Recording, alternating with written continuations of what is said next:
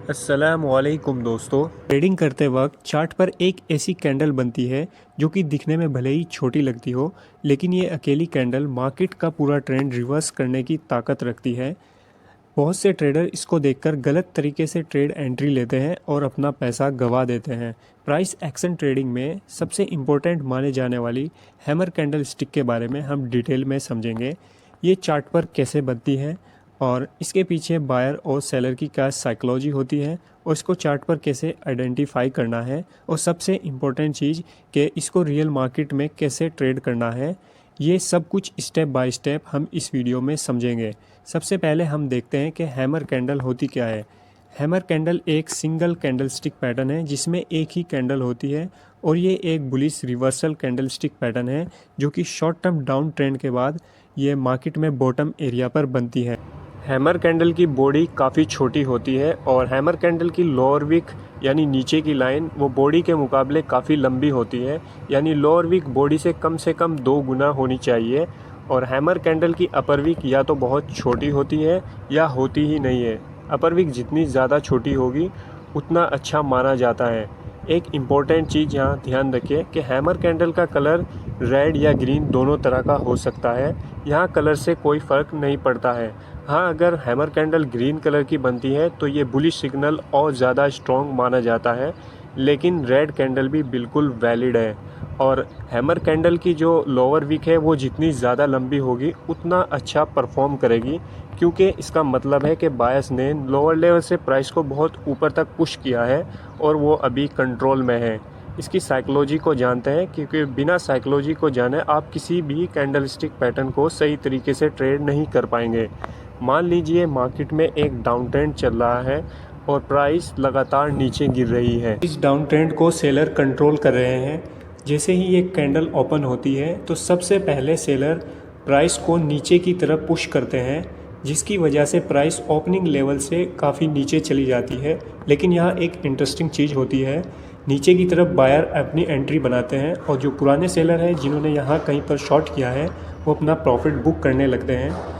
Buying pressure बढ़ने और selling pressure कम होने से प्राइस नीचे से रिजेक्शन लेकर ऊपर आने लगती है और कैंडल अपनी ओपनिंग लेवल के आसपास आकर क्लोज हो जाती है। इसका मतलब है कि सेलर ने प्राइस को नीचे ले जाने की कोशिश की, लेकिन बायर्स ने उसे वापस ऊपर खींच लिया। ये बिल्कुल ऐसा है कि अगर कोई पानी में गेंद को दबाने की कोशिश करे और वो फिर से ऊपर आ जाए। यही कारण है चार्ट पर नीचे की तरफ एक लॉन्ग विक बनती है जो कि बायर्स की बढ़ती ताकत को दर्शाती है। इसका सिंपल मतलब यह है कि पहले से मौजूद सेलर मार्केट में अब कमज़ोर पड़ रहे हैं और अब न्यू बायर्स ने मार्केट में अपनी एंट्री बना ली है। यही वो मूवमेंट है जहां चार्ट पर डाउन ट्रेंड से अप ट्रेंड में कन्वर्जन स्टार्ट होता है। बेसिक्स और साइकोलॉजी जानने के बाद अब सबसे इम्पोर्टेंट पार्ट कि हैमर कैंडल को रियल ट्रेडिंग में कैसे ट्रेड करना है ये जानते हैं। पॉइंट नंबर 1, सिर्फ हैमर कैंडल को देखकर ट्रेड एंट्री मत लो। ये सबसे बड़ी गलती है जो कि ज़्यादातर रिटेल ट्रेडर्स करते हैं। अगर मार्केट में प्राइस लोअर लोज का फॉर्मेशन बनाते हुए तेज़ी से नीचे जा रही हो तो सिर्फ एक हैमर कैंडल देखकर रिवर्सल ट्रेड नहीं लेना चाहिए।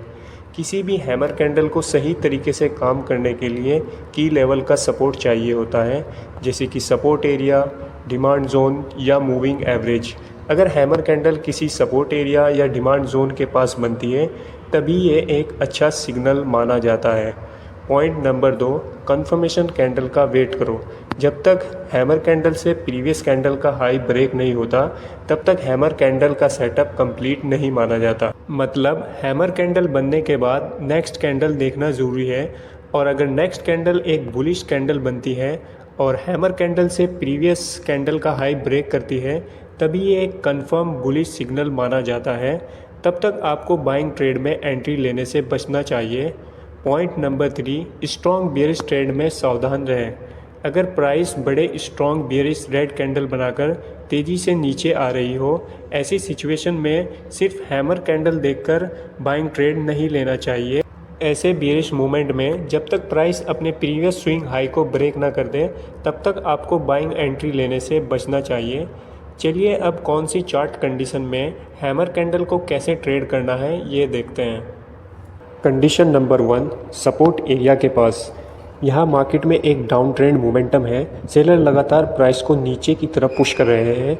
जैसे ही प्राइस चार्ट पर बने सपोर्ट एरिया के पास आती है तो सेलर प्राइस को और नीचे गिराने में असफल हो जाते हैं, जिसके कारण चार्ट पर एक हैमर कैंडल फॉर्म होती है जिसके नीचे में एक लॉन्ग विक बनती है, जिसका मतलब है कि यहाँ पर बायर्स ने बहुत ही स्ट्रॉन्ग बाइंग की है।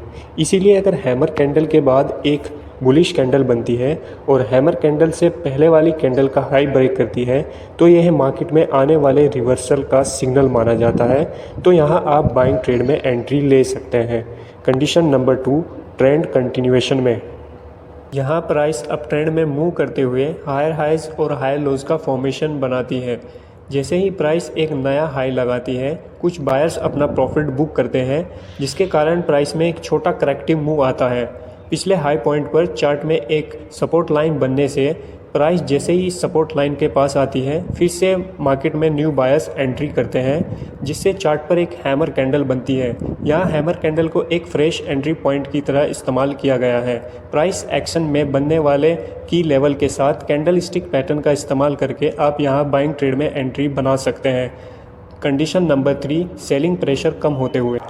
यहाँ एक बेयरिश ट्रेंड में चार्ट पर दो बड़ी बड़ी रेड कैंडल बनती है, जिससे मार्केट में एक स्ट्रॉन्ग डाउनफॉल आता है। इन दोनों कैंडल्स में प्राइस एक बड़ा अंतर पार कर लेने से मार्केट में और नए सेलर ऐड नहीं होते, जिससे प्राइस छोटी छोटी रेड कैंडल बनाते हुए नीचे जाती है। यहाँ सेलर द्वारा बनाया गया सेलिंग प्रेशर कम होता देख नए बायर्स मार्केट में एंट्री करते हैं, जिससे चार्ट पर एक हैमर कैंडल फॉर्म होती है।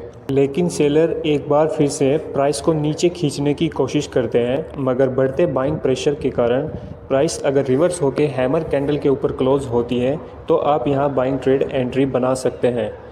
ट्रेड एंट्री लेने के बाद स्टॉप लॉस और टारगेट कहाँ लगाना है ये जानना बहुत ज़रूरी है। हैमर कैंडल के लोअर विक यानी सबसे नीचे के पॉइंट से थोड़ा नीचे आप अपना स्टॉप लॉस लगाकर बाइंग ट्रेड एंट्री ले सकते हैं।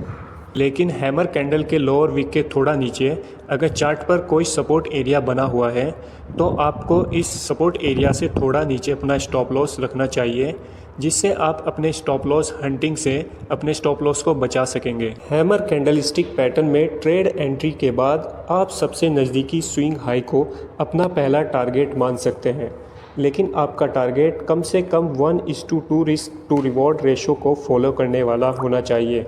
इसके अलावा आप ट्रेलिंग स्टॉप लॉस का इस्तेमाल करते हुए अपने स्टॉप लॉस को ऊपर की तरफ ट्रेल करते हुए जब तक कि आपका ट्रेलिंग स्टॉप लॉस हिट ना हो जाए तब तक आप अपने ट्रेड को होल्ड कर सकते हैं। आखिर में हैमर कैंडल के बारे में कुछ इम्पोर्टेंट बातें जो आपको हमेशा याद रखनी है। पहली बात, सिर्फ एक अकेला कैंडल स्टिक पैटर्न मार्केट में चल रहे किसी भी स्ट्रॉन्ग ट्रेंड को रिवर्स करने की ताकत नहीं रखता है। इसलिए जब तक आपको चार्ट पर बनने वाले प्राइस एक्शन के मुताबिक कोई ट्रेड एंट्री सिग्नल नहीं मिलता है तब तक आपको एक कैंडल देखकर ट्रेंड के अपोजिट जाकर ट्रेड एंट्री नहीं करनी चाहिए। दूसरी बात, हैमर कैंडल के साथ साथ आपको चार्ट पर प्राइस एक्शन में बन रहे सपोर्ट लाइन, डिमांड जोन और मूविंग एवरेज का भी इस्तेमाल करना होगा।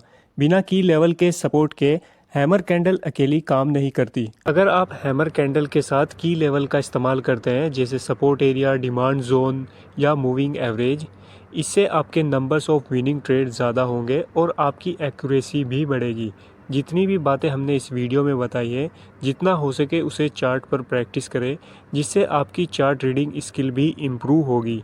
दोस्तों, हमारा एक टेलीग्राम चैनल भी है हलाल स्टॉक के नाम से। रेगुलर अपडेट के लिए आप उसको ज्वाइन कर सकते हैं। अगर हमारा वीडियो पसंद आया है इसे लाइक करें, इस चैनल को सब्सक्राइब करें। मिलते हैं नेक्स्ट वीडियो में, तब तक के लिए खुदा हाफिज़।